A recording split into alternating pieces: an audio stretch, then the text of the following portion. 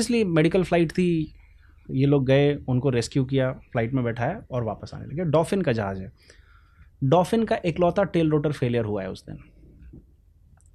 तो वो हवा में थी, कोचिन एयरपोर्ट एक लंबा रनवे है, वहाँ उनको लैंड करना था, और ये वो हेलीकॉप्टर है डॉल्फिन का जिसमें चक्के लगे होते हैं। तो हमारी कैप्टन ने क्या किया कि वाइल फ्लाइंग उनको ये एहसास हुआ कि जब मैं स्पीड कम कर रही हूँ, 85 नॉटिकल माइल से कम कर रही हूँ, तो मेरा टेल रोटर पीछे से बेंड हो रहा है, मतलब और कम करूँगी तो शायद हेलीकॉप्टर घूम जाए। तो उन लोगों की अपनी ट्रेनिंग होती है, उन्होंने ये रियलाइज़ किया कि शायद मेरा टेल रोटर फेल हो गया। उन्होंने अपने को पायलट को बताया कि टेल रोटर फेल हो गया है। तो उनके पायलट ने मजाक में, को पायलट ने उनको मजाक में बोला, क्या मैम मैं ही मिला हूँ मजाक करने, डॉल्फिन का आज तक टेल रोटर फेलियर नहीं हुआ है। तो बोली नहीं टेल रोटर फेल हो गया है। तो चेकलिस्ट होती है, हर जहाज़ में होती है कि ऐसी कंडीशन में क्या करना है, टेल रोटर फेल हो जाए तो क्या करना है, MGB फेल हो जाए तो क्या करना है।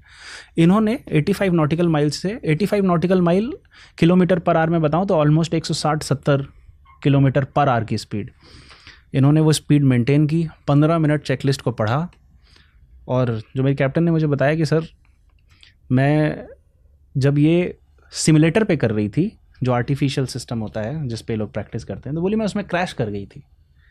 तो मुझे ये पता था कि क्या नहीं करना है, क्या करना है तो सबको पता था, क्या नहीं करना है ये उनको पता था। तो उन्होंने कहा कि क्योंकि रनवे अच्छा था, लंबा रनवे था, तो मैंने ये डिसाइड किया कि मैं अब 85 नॉट से नीचे नहीं आऊँगी और मैं 85 नॉट्स की स्पीड में ही लैंड करूँगी।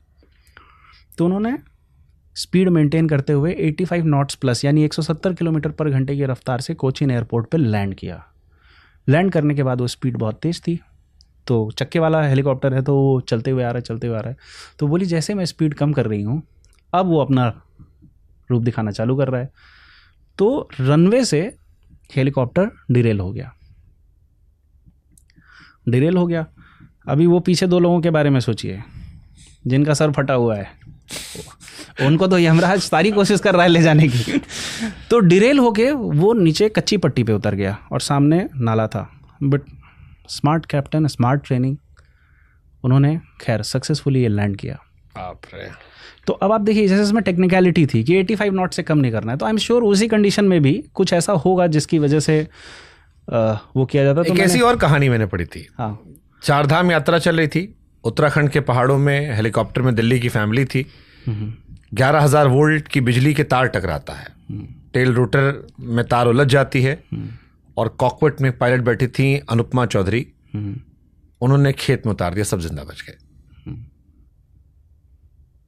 तो पायलट के ऊपर आई थिंक काफी कुछ डिपेंड करता है, बहुत डिपेंड करता है सर। अभी जैसे आपने मेरे से सवाल किया कि ये तो बहुत आसान है पायलट्स को ब्लेम करना, मैं सारे पायलट्स को ब्लेम नहीं कर रहा हूँ, मैं आपको स्टोरी के हिसाब से, समय, इंसिडेंट के हिसाब से फैक्ट्स बता रहा हूँ, जो मुझे मेरी व्यक्तिगत राय है, वो गलत भी हो सकती है लेकिन मैं मेरी व्यक्तिगत राय बता रहा हूँ। जैसे मैंने अभी, आपने कैप्टन अनुपमा के बारे में बात की, मैंने इनके बारे में सुना है, बहुत अच्छी पायलट। कैप्टन सविता के बारे में बात की, कितना अच्छा उन्होंने रेस्क्यू किया सबको, और बाद में वो दोनों जानें भी बची जो जिनको रेस्क्यू करके ले आई। यहाँ पे 5-6 जानें बची। तो ऐसा नहीं है, पायलट्स की हीरोइज्म से बहुत लोगों की जानें बची भी हैं। और आप देखिए एविएशन इंडस्ट्री का रिकॉर्ड बहुत अच्छा है। It is one of the safest way to mode of travel. आप साल में कितने इंसिडेंट रिकॉर्ड करते हो कि ऐसा हुआ? बस आपके यहाँ ये होता है कि जब आपके यहाँ होता है तो फिर बचता नहीं, तो सबको पता चलता है।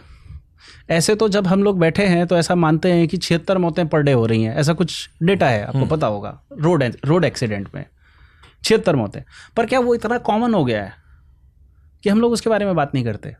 पर क्या पर डे एविएशन में कोई मौत हो रही है? क्या पर डे ये फेलियर हो रहा है? खबर बड़ी बन जाती है, बस खबर बड़ी बन जाती है। And it's very easy to target. जैसे क्या अभी ट्रक वाला साइकिल वाले को मार दे तो गलती ट्रक वाले की होगी, चाहे साइकिल वाला उल्टा ही आ रहा हो। पायलट का कितना तनख्वाह होता होगा एक पायलट का?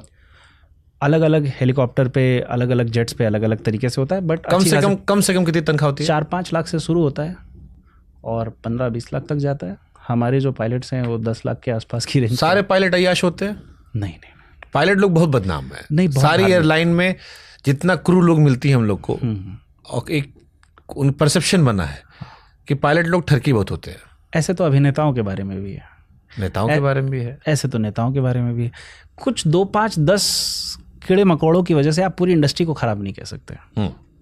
मेरे बहुत ऐसे अजीज दोस्त हैं जिन्होंने रिश्ता निभाया, इस हद तक निभाया कि देख के लगता है कि यार प्यार हो तो ऐसा हो, नहीं तो ना हो। अब मतलब उसकी थ्योरी शायद आती होगी कि पायलट और क्रू का जो लेओवर होता है अलग अलग शहरों में रुकने का, उसको लेकर थ्योरीज निकालते हैं। ये सब क्या है ना कि हम लोगों को बहुत हद तक, मैं तो खुल के बोलूँगा भाई, सिनेमा ने बहुत ख़राब किया है।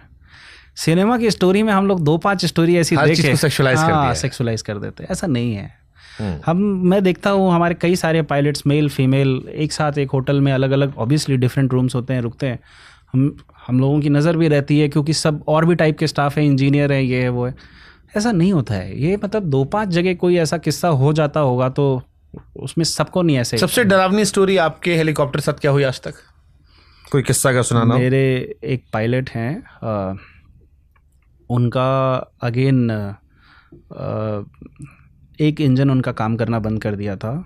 कैप्टन भटनागर, मेरे ही जहाज का किस्सा है और नॉर्थ ईस्ट का किस्सा है, असम का, गुवाहाटी का।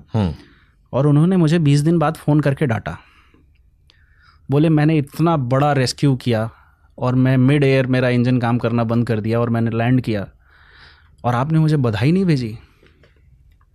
तो अब मैं ऐसा आदमी हूँ शुभंकर भाई कि मुझे लगता है कि अगर इस मोमेंट में मैं फ़ोन करके ये बोलूँगा कि अरे बहुत अच्छा काम किया, तो मुझे ये डर रहता है कि क्योंकि इनका रेगुलर काम है, इनको कोई ओवर कॉन्फिडेंस टाइप की चीज़ें नहीं है। तो दो आई अपोलोजाइज्ड हिम दैट डे। मुझे लगा कि अरे सर, अगर मुझे पता था आपने क्या किया है, उनको लगा कि मुझे बताया ही नहीं क्या।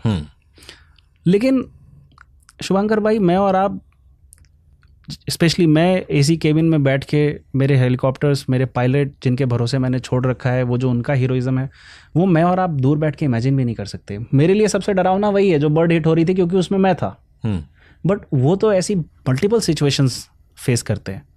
कभी ऐसा हुआ कोई पायलट आके कहा आपसे धीरे से कि सर आज बाल बच गए? ये वही किस्सा है जो मैंने बताया। 20 दिन बाद उन्होंने मुझे फ़ोन किया कि तुमने मुझे अप्रिशिएट नहीं किया, मुझे मेरी मौत दिख रही थी, मेरे दोनों बच्चे दिख रहे थे, मैं तुम्हारे लिए क्यों काम करूं? मैंने कहा नहीं, I acknowledge it and I am really sorry for it. अगली बार से मैं आपको फ़ोन करूंगा, भगवान ना करे अब मुझे आपको फ़ोन करके ऐसा बोलने की ज़रूरत पड़े। ठीक है, कुछ कॉकपिट के सीक्रेट और आसमान के देसी सवाल हैं। सबसे डरावनी बात जो पायलट जानते हैं लेकिन पैसेंजर को नहीं बताते? मैं आपको सबसे रिवर्स आंसर करता हूँ। जैसे आपने देखा हो, दोनों का आंसर करता हूँ, इसका मैं एक बार थोड़े एक जवाब देने के बाद करूँगा। जैसे आपने देखा होगा कि टर्बुलेंस आता है, बहुत बेसिक सवाल, क्योंकि हम सब फील करते हैं।